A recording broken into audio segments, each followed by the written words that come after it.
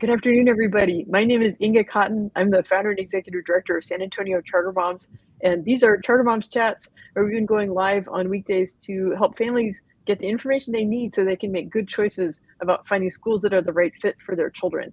And today we're going to talk about Edgewood ISD, and in particular, the schools of innovation. And I think a lot of folks in San Antonio don't know yet that these are open enrollment schools that anyone in the San Antonio area can apply to these schools, and they have so many different learning models. And we have a new enrollment guide blog post on the website today. So that is at sachartermoms.com. And to talk to us about the schools of innovation in Edgewood ISD, we have a wonderful panel today. So let me introduce them. So Theresa Salinas is the Chief of Innovation at Edgewood ISD. So she's keeping track of all these partnerships and all these learning models, all the innovation zones. And then we have two principals with us to talk about their specific campuses. So Ida Nuñez is the principal at Cisneros Elementary Leadership School for Boys, which is a mouthful, but there really aren't that many single-sex education schools in San Antonio. So I'm really excited to hear about that. And then Dr. Patricia Ortiz is the principal at Roosevelt Elementary School / Roosevelt Dual Language Academy. So we'll find out more about that why this growing dual language program that they have. So thank you so much for joining me to talk about Edgewood Schools of Innovation. Well, thank you for having us. Oh, sorry. No, it's exciting with the panel. Okay, so I'm going to send the first question to Theresa because it's kind of a big picture question. So kind of what is the purpose and vision for launching schools of innovation at Edgewood ISD? Thank you for asking that question, and thank you for having us on here. We are super excited to be able to offer these opportunities to everyone across Bexar County.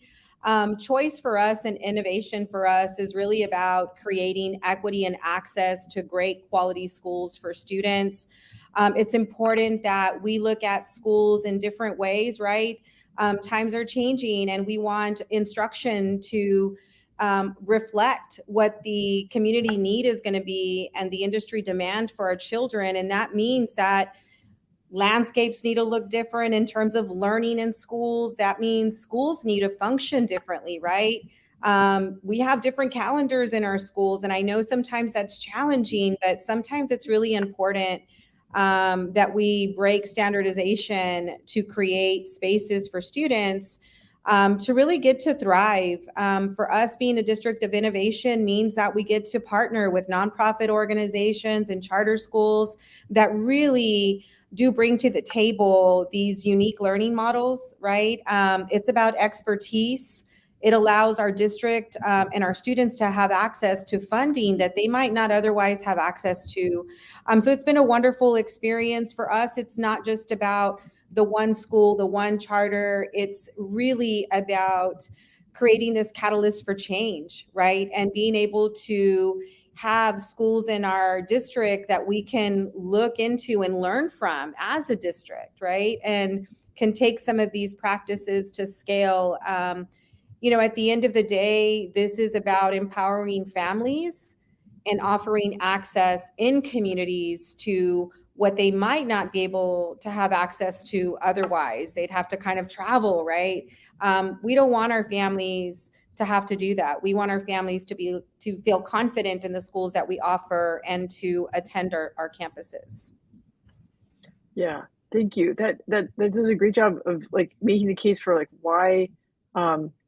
Yeah, because I mean, like we touched on this in the blog post a little bit. So like in Edgewood, like families need the choice options like in their neighborhood so that it's accessible, and that there may be families from the suburbs who can drive in, or go around town, but like having high quality schools like with unique learning models like in the Edgewood community is really important for that equity piece. But I'm excited also to learn more about like what each particular school does, or how they're grouped into schools of innovation. And I know this is a big topic, and the blog post goes into more detail, and the Edgewood website. Well, let's say that's my cue. I'll pop this up on screen. It's the Edgewood, so EISD.net is the Edgewood website. But I want to hear from you all, like how what is this vision? Like how do the different innovation zones work? How are the different school models grouped? I can start us off, and then I'm going to ask our two principals to talk a little bit about their unique zones and the model of instruction there. But we are zoned into 5 different areas. We have early childhood zones. We actually offer programming for students as young as 6 months old, right? And our goal is to ensure that we equipped our children with the kinder readiness skills that they need to be successful. We also have a fine art zone. Really excited that we're launching our fine art zone. We have wonderful theater programs and art programs at the Fine Arts Academy. And so we are actually building the pipeline at our middle school and our elementary school. And all of our zones are intended to strengthen the pipeline so that we can continue to give our students the competitive edge. If I'm a student and I start at Stafford Elementary Visual and Performing Arts, right? And then I go to Wren Middle School. And then by the time I get to, the Fine Arts Academy, I am so competitively ready, right, to compete. I know what my passions are. I know, what I want to do post-secondary, right? That's the goal of all of our zones. And then we have the public service zone that really focuses on, community service, social and emotional learning, culinary arts, business. We want to make sure that, teaching, right, as well, educator preparation and training. That's always exciting. And we also look at our zones and make sure that they're kind of matching up with the market labor industry demands, right? So that we have robust programming that is actually going to be very impactful for families when they leave our district. And then we also have the STEAM zone. The STEAM zone is probably one of our most fully developed zones. And there's, tight alignment around project-based learning, but it's also about preparing students for engineering. They do get exposure to art. We're, really focusing on how art is still embedded within the STEAM areas of STEAM, broadcasting, video production, and those kinds of things. And then from the leadership zone, we have our 2 schools, Roy Cisneros, Leadership School for Boys, and Las Palmas Leadership School for Girls, that really have provided our students with a remarkable experience. These 2 campuses are super unique because they're gender based schools, right? We do have some boys and girls mixed in at particular grade levels because we really believe in slowly growing each grade level so that kids matriculate with enough of the readiness skills they need. This is an IB candidacy school, strong focus on leadership and advocacy. If you haven't had a chance to see some of the videos these kids produce, it's amazing just to see our little ones really advocating for themselves. I have seen, young girls at the Leadership Academy for Girls be empowered using language like, that's my sister in the classroom. Like, it's impactful coming up to strangers. I walk into the classroom and I've got this little kindergarten saying, hi, my name is Sarah. How are you today? And looking you right in the eye, right, with confidence and feeling good about interaction. I think that's so important. But I'm going to go ahead and I'll pass it over to Ida since I just finished with your zone. So you could talk a little bit about what's happening in the leadership zone and then talk about your campus specifically. Yes, thank you. So absolutely, we are an International Baccalaureate Candidate School, so that's IB for short. And IB really promotes character development, advanced learning, real world learning experiences. And we really encourage our students to ask questions. And it's a part of inquiry based learning because when they're curious, they want to learn. So we really, especially being all boys, we really tailor our instruction to what our boys need. So that's, hands-on, including movement. We really want them to feel empowered and be ready for the community when they grow up and graduate. We want them to be community business leaders, politicians, anything like that, anything that is their dream. we want to empower them to get to that point. So it's just really exciting.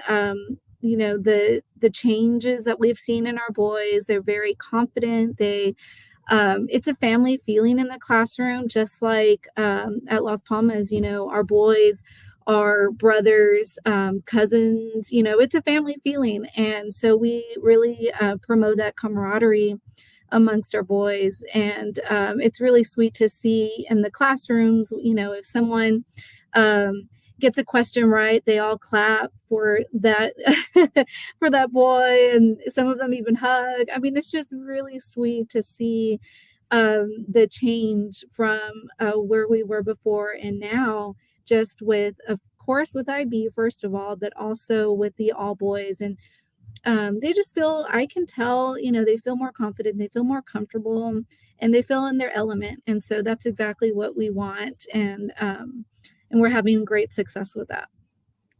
Yeah, and what's wonderful is that, by having, one school, right, one innovation zone that offers the single gender school, it's like you're not imposing it on every student in the district, but you're offering that as a choice that families can.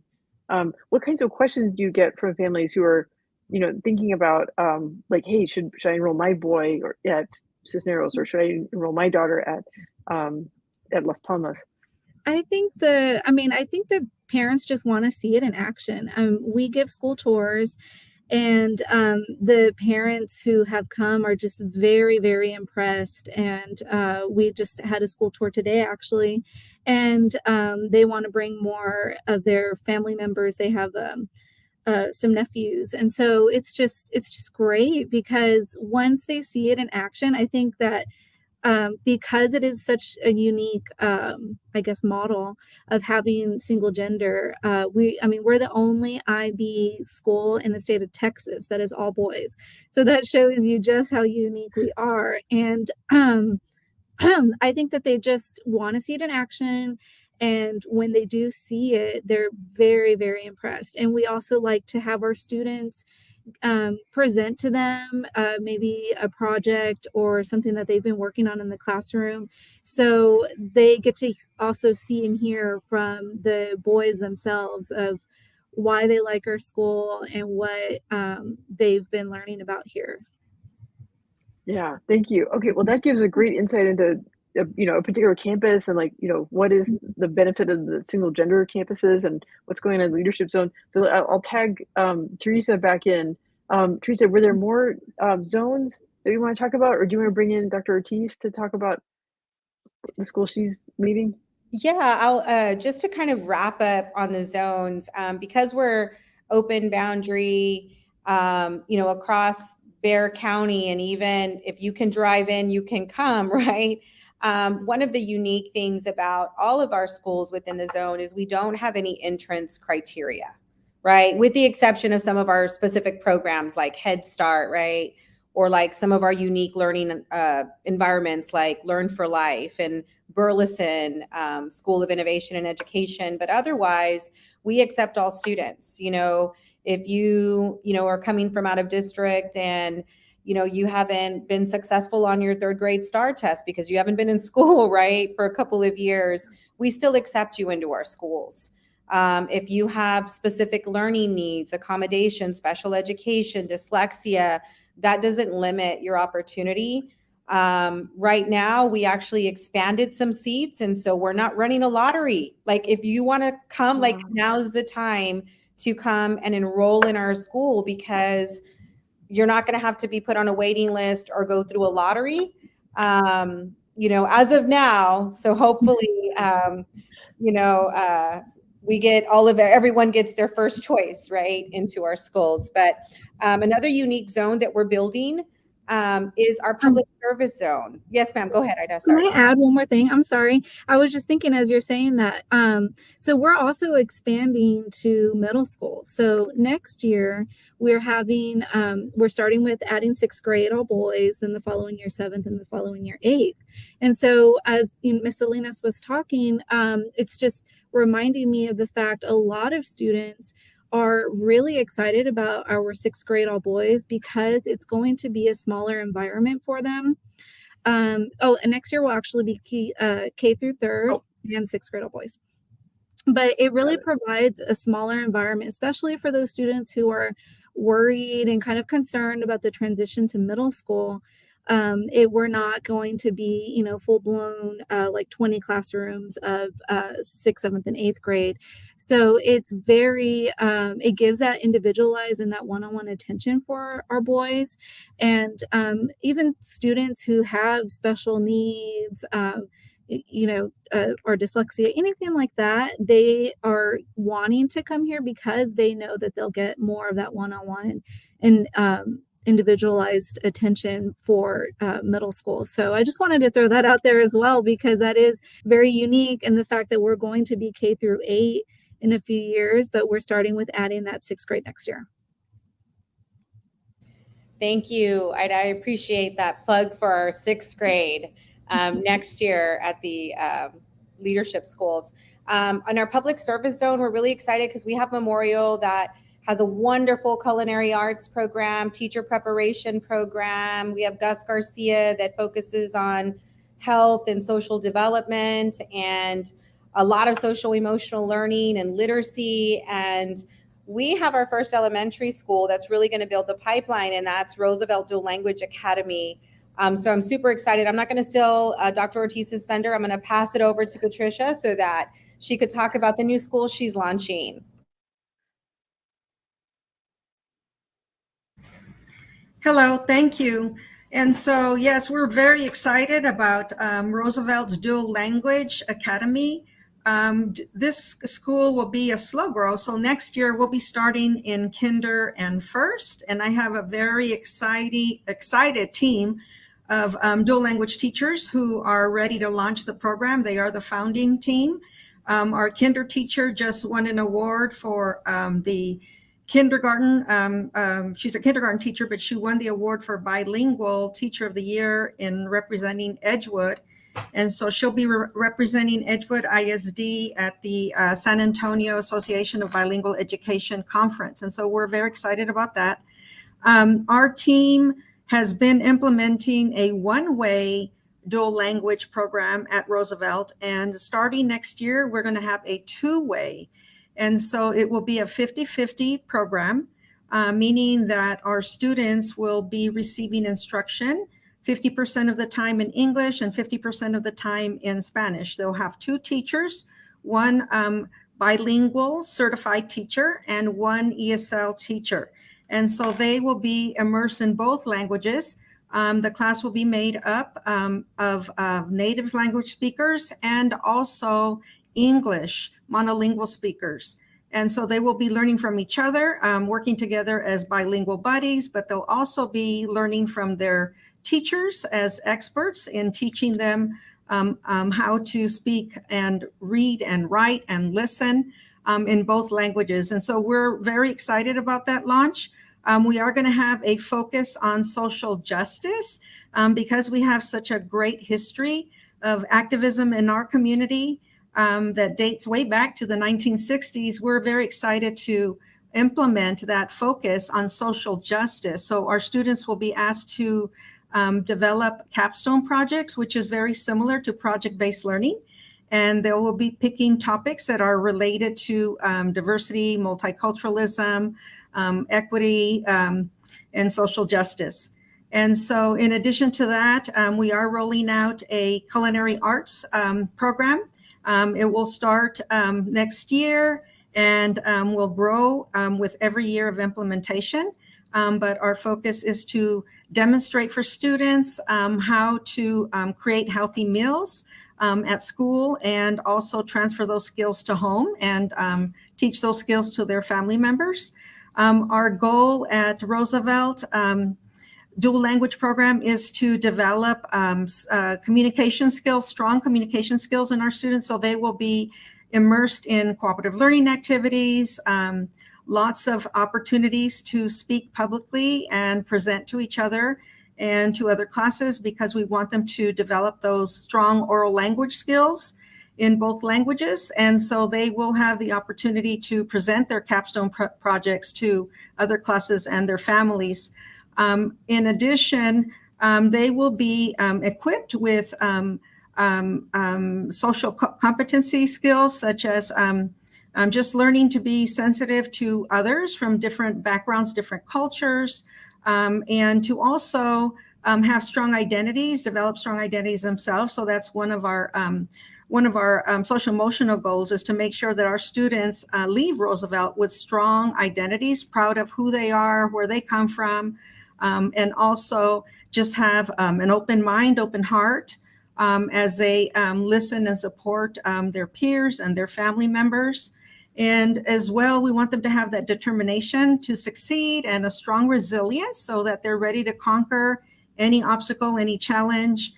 So we want to definitely make sure that our school represents their background, their family, their culture, their community, and that Roosevelt continues to be a strong family where our students feel welcomed and feel that they belong, but also where they can see themselves.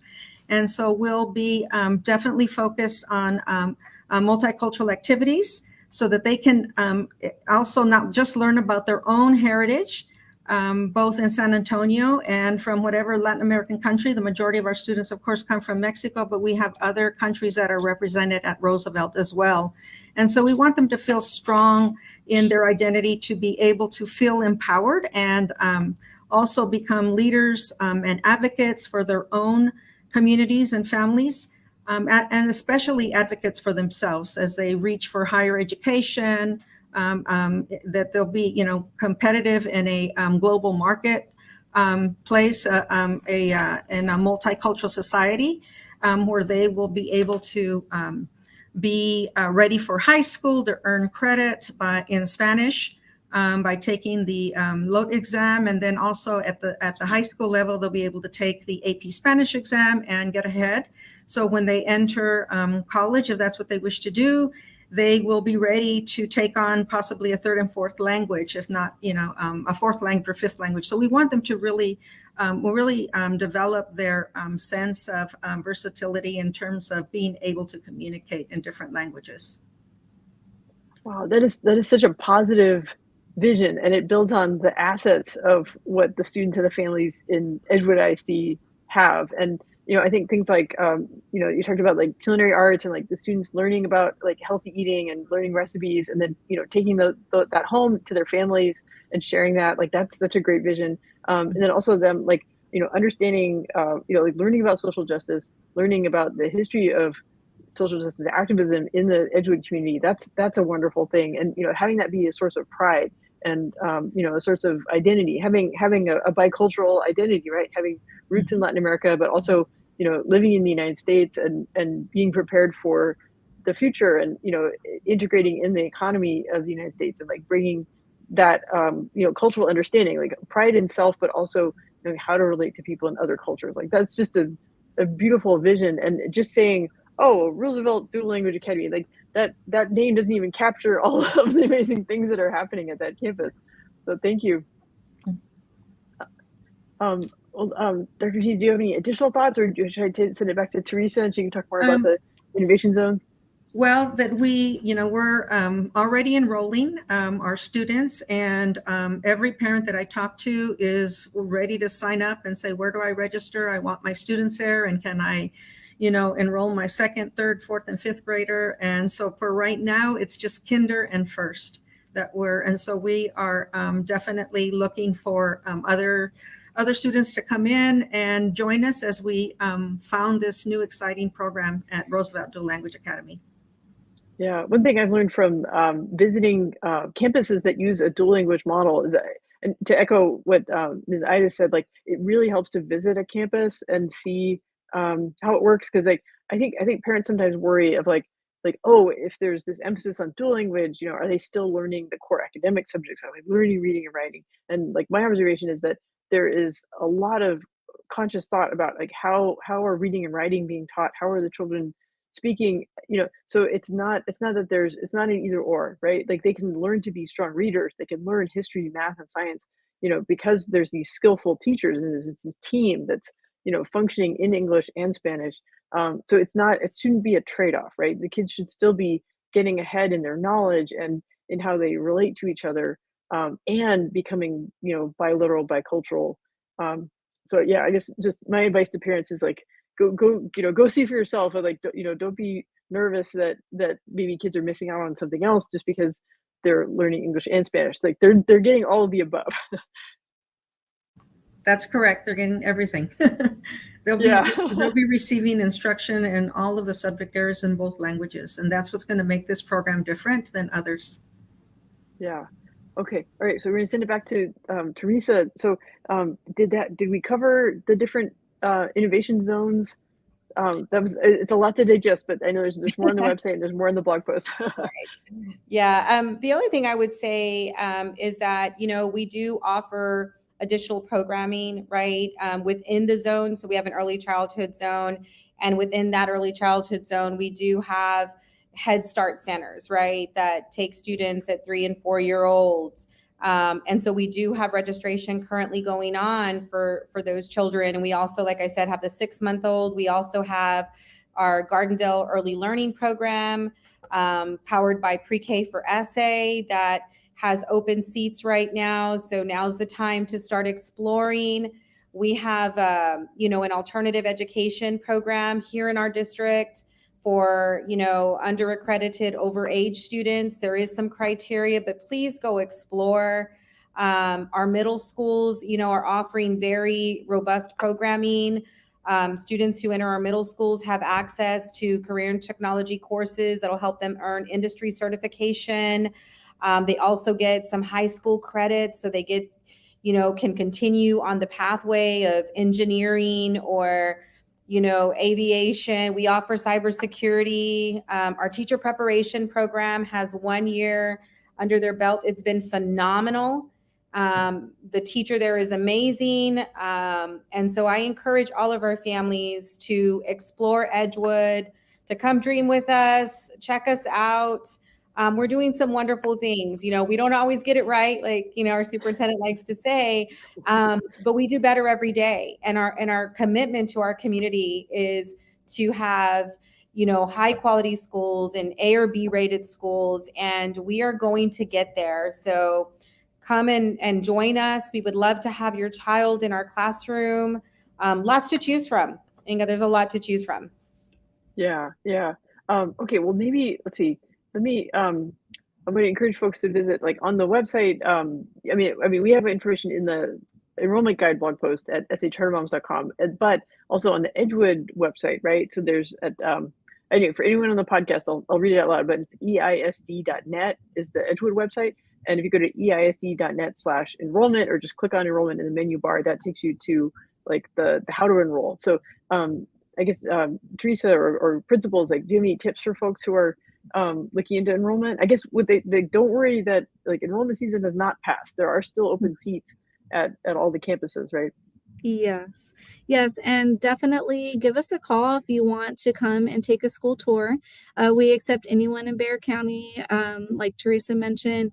And we have students who travel from anywhere in San Antonio because they want to come here and they want to experience what we have.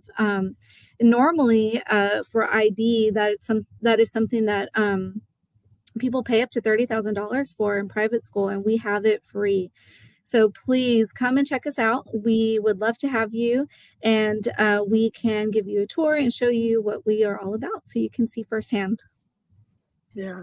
Thank you, Ida. And our registration process is pretty easy. It's a very secure website. So if our families are interested, we'll continue to be accepting applications, right? And we take into account that if you register, since we've expanded seats, most likely you're going to get your first choice. And in the event something happens, we will definitely give those families a call. But if you don't get a personal call from us telling you, do you have a second choice, you're pretty much in. So please be sure to register with us. It's on the website, easy to use. And there's a helpline. You can always reach out to any of our schools. If you have any questions and aren't really sure or don't really understand what something means on the website, our campuses will be happy to assist you and help families navigate to find a best fit school. Hey, oh, I want to share a comment we got from social media. Brady Shadwa says, excited to hear about Edgewood's schools of innovation. And I just want to echo that. Like, I feel like that, like Edgewood is really going in the right direction to, adopt these innovative learning models, because it creates opportunity for the kids in the Edgewood neighborhood, but also for kids across San Antonio. And I'm just so excited to like add this coverage to our website. And I know that moms in the Facebook group are excited. They're like, wait, Edgewood does this. Edgewood does this. Edgewood has a system of great schools. Like, this is amazing. And really like the new, you mentioned that like the STEAM zone is probably the most built out, but I mean, there's more coming. So I'm looking forward to, continuing to update the guide as y'all announce like additional learning models. Absolutely. And all of our schools, even if there's one or two, the programs are up and running, the plans are in motion. So that's really super exciting. And I'm glad people are kind of, looking and listening here. We really appreciate that. The other thing I just want to kind of put a plug in for, when it comes to, exploring our campuses, please be sure to check out our high schools too. I forgot to mention earlier, we are launching another P-TECH. So Memorial High School is going to have a P-TECH that's actually going to allow students to be able to earn an associate's degree in culinary arts or educator preparation training. We are looking at internships for high school students. We believe in offering options to the students that are currently in our program. So we're looking at how we really can start the students who, come out of the educator preparation program, we intend for them to be in our classrooms earning $40,000 a year through other programs. We've been very strategic about how we leverage access to some of these other larger kind of initiatives that TEA has blessed us with, through T-Class and ESSER and all those different things. And our goal is always to see how we connect it for students. It's really great that these options are here because if I'm coming to work and I'm going to have to pass 90 to go downtown, wow, you can just exit General McMullen, go drop your kid off at one of our schools. We offer after school programming as well as extended day in some of our schools. So it's a great way, for families to be able to work and know that their kid's getting an awesome education and then come and pick them up after work.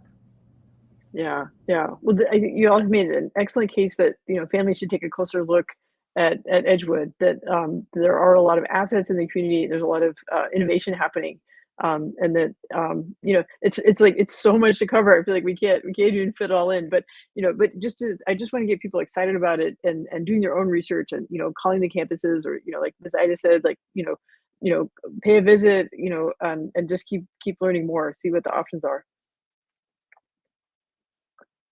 Well, great. Well, thank you all so much for joining me on Charter Moms Chats. And I've learned a ton about Edgewood ISD, and I hope that the Charter Moms community has too. And we can build up some good buzz about the schools of innovation in Edgewood ISD. Thank you so much, Inga. We've enjoyed our time here and really appreciate all the work that you do for all of the families across San Antonio to keep them well informed. We definitely appreciate this opportunity and we look forward to more conversations and our continued partnership. Very much appreciated. Okay, thanks all for being here. Thank Take care. you. Bye, everybody.